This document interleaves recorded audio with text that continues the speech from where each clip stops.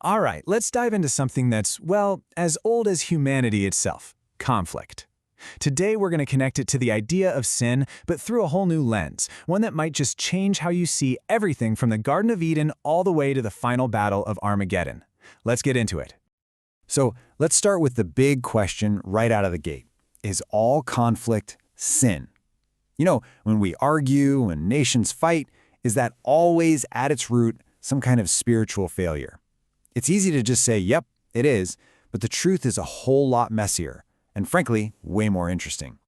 You see, a lot of Scripture makes a very direct link. This line from the book of James puts it about as clearly as you can. The fights we see out in the world are often just the symptom of a war happening inside of us. Our own passions, our own desires, just going wild. And this isn't a one-off idea. You see this pop up again and again.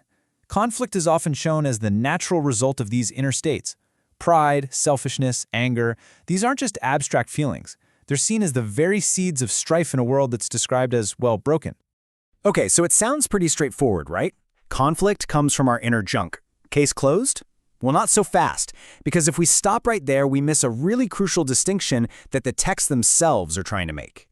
And this is where things get really nuanced. The Bible doesn't actually say all conflict is bad. Instead, it draws this really sharp line, and it all comes down to the motivation. There's a world of difference between a conflict that comes from your own pride and a conflict where you're speaking truth to power. One is destructive, the other can be absolutely necessary. So check this out. The goal isn't to create some utopia where nobody ever disagrees. That's not realistic. The real goal is to become the kind of person who can navigate conflict without it being driven by sin. It's an inside job through and through. And that brings us to our first major clue for how that transformation happens. It's one of the most famous lines in the Bible, but it's also one of the most misunderstood. What does it really mean to be meek?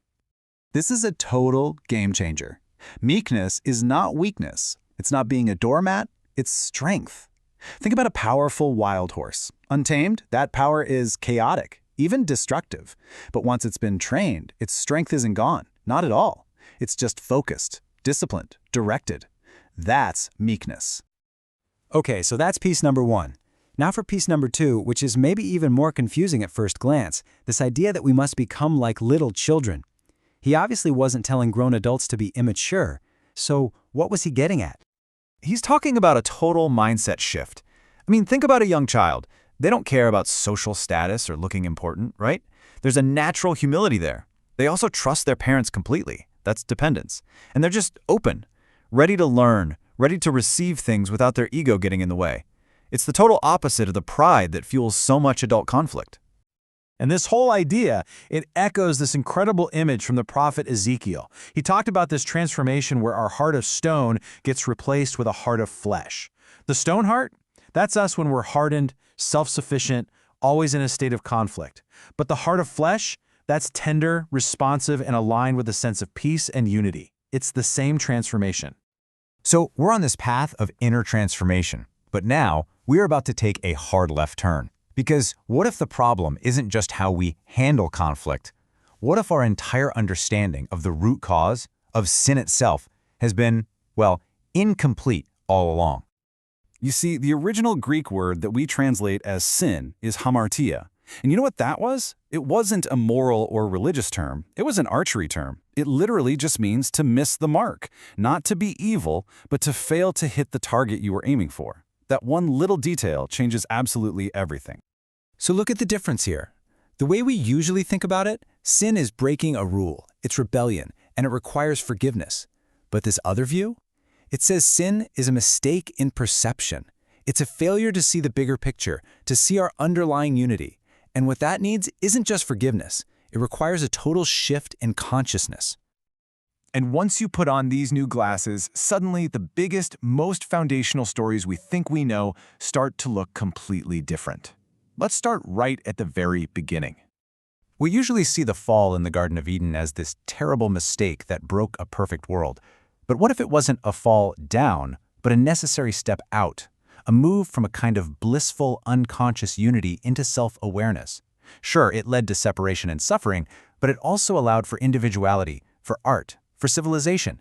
So the goal isn't to go back to the garden, The goal is to move forward, to achieve an even higher state of unity, this time with our hard-won individuality intact. And if you change how the story starts, you have to change how it ends. So let's take this exact same lens and apply it to another cornerstone idea, the final judgment. What if the famous parable of the sheep and the goats isn't about two fixed groups of people? What if they just represent two states of consciousness that are available to all of us? The goat state is that heart of stone. It's a consciousness of separation, of me versus you. But the sheep state is the heart of flesh. It's a consciousness of unity, of we. And that is such a hopeful way to look at it, isn't it? It suggests that this isn't about some final, permanent sorting of humanity. It's about an evolutionary journey that we are all on, the journey of transforming our consciousness from the goat state to the sheep state. And this brings us to the ultimate conflict. If sin is missing the mark, and judgment is really about evolution, what does that make the epic final battle of Armageddon? It means the Battle of Armageddon isn't a physical war fought with armies on some literal battlefield. The real battlefield is the human heart, it's the human mind. Think of Armageddon as the symbolic death of our old, ego-driven goat consciousness. It's the painful but necessary process of letting go of our deep-seated sense of separation. And the victory? It's the rebirth into that unified sheep consciousness. The final enemy we defeat isn't another country or another person. It's the illusion of separation inside ourselves. And that leaves us with this one last thought to really chew on.